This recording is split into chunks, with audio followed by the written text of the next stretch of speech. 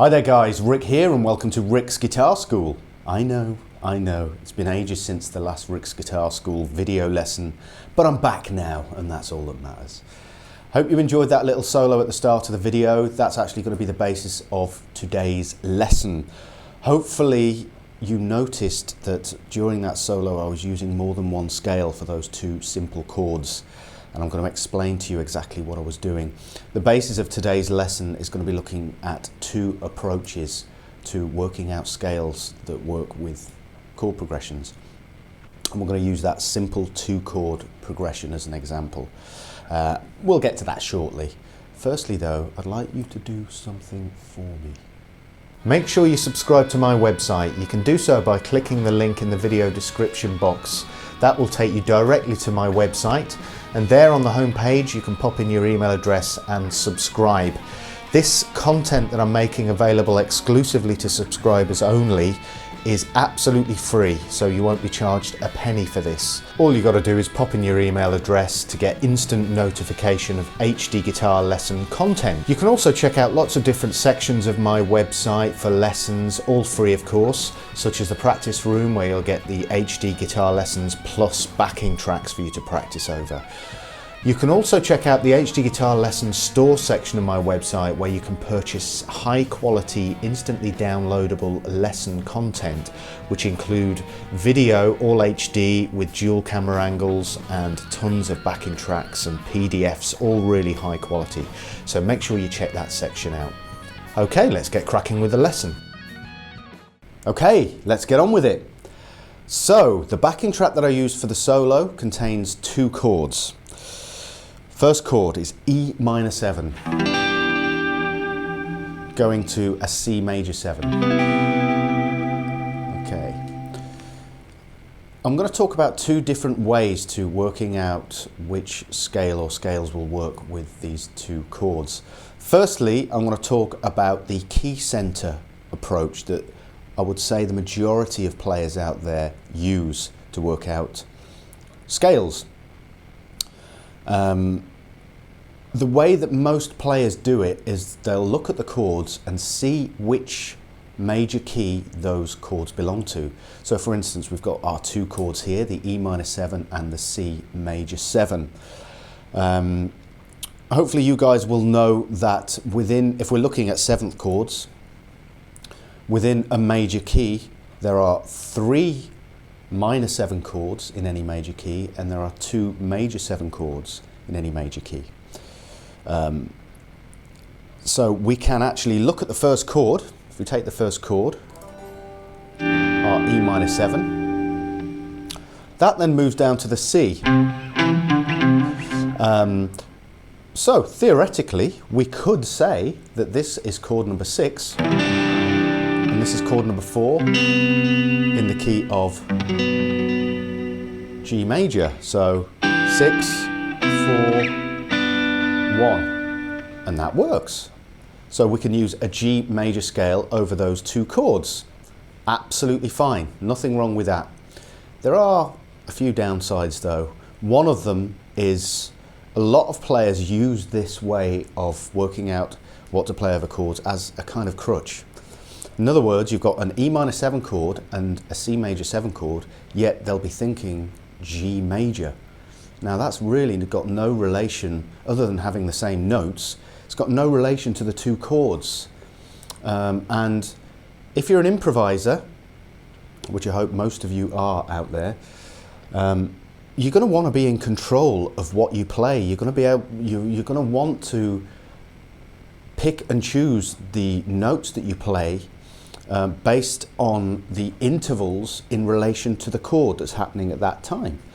So if you're thinking from the mindset of G major, that's going to be really, really hard for you to do. I'm not saying it's impossible, but it's going to make it really hard for you to do.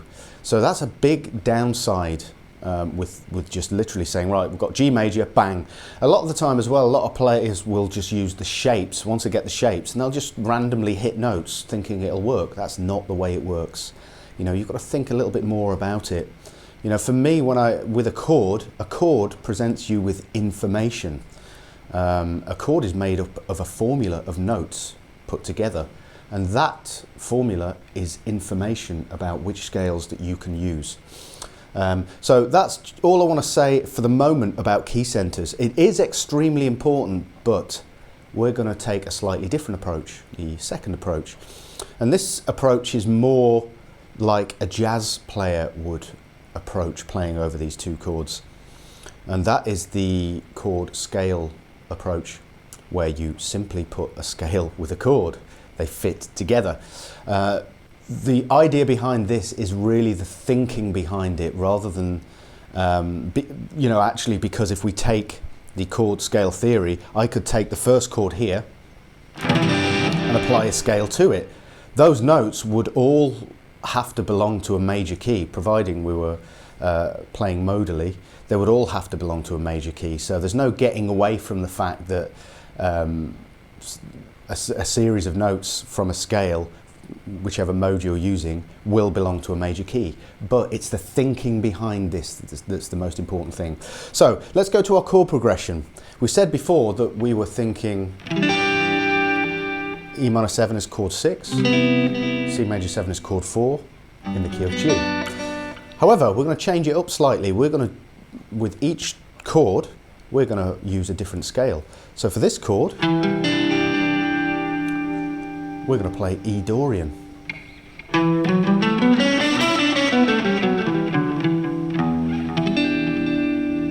Okay. And for the C major 7 chord, we're going to play C Lydian.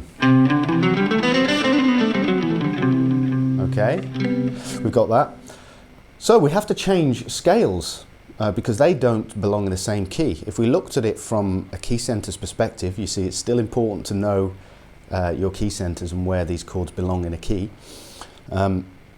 This chord here we're going to treat as chord number 2. And if this is chord number 2, it means we're using the notes from D major.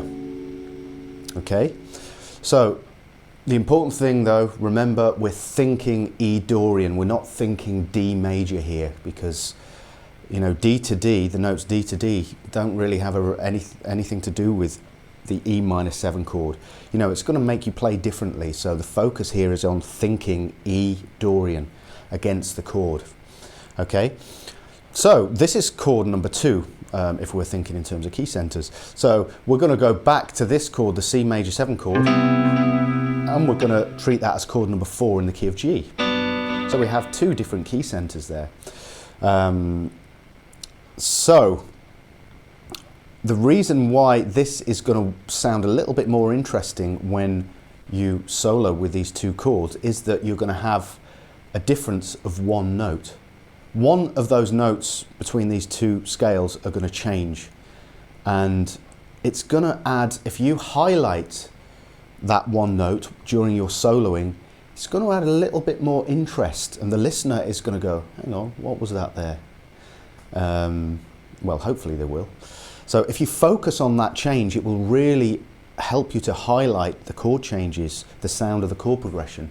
So this approach is really, really worth experimenting with. So for our, let me just recap, here's our E minor 7.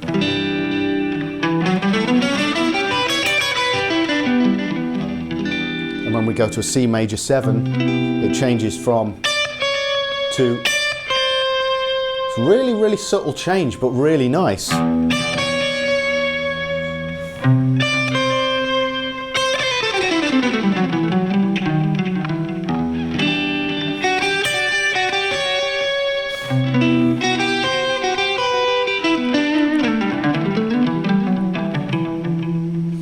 Okay, that will give you a lot of subtlety in your soloing, and it forces you to think more and also target the notes that change from one scale to another, providing you're following the chords as well.